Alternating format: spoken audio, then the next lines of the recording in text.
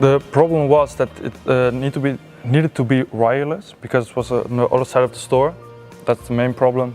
And the other problem also was that it is in front of a window that a lot of sun hits.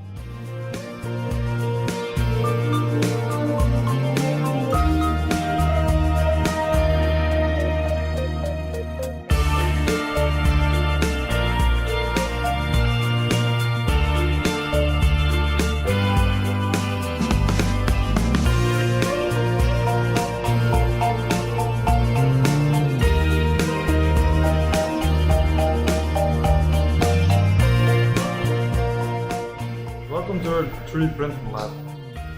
Here we print a lot of stuff, and students can make their own designs here. And currently we're printing our Raspberry Pi case.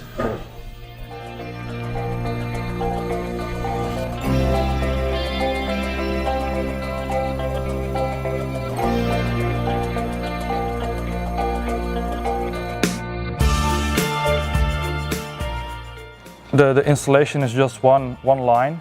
You copy and paste it, it is installed, and after that it's only half an hour to set up, and when you want to use it again, it's only plug and play. Just power on and open it in the OBS.